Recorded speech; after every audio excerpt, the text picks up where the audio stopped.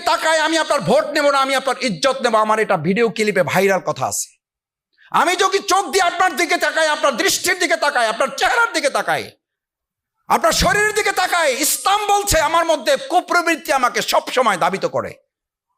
এটা একজন পীর সাহেব এটা বললে হবে না, এটা আমরা তো পীরের এলাকার লোক, সব পীর তো আমাদের এলাকা, আলহামদুলিল্লাহ। পীরদের প্রতি শ্রদ্ধা রেখে বলছে। আমার এক পীর বলছিল, ওই পীরের নাম বললাম না, বলছে মাসুদ, কোনো লোক যদি বলে যে কোনো কন্যা কোনো নারী দেখার পরও তার কোনো সেন্স পরিবর্তন হয় না, তাহলে ওর পিছনে নামাজ পড়া হারাম।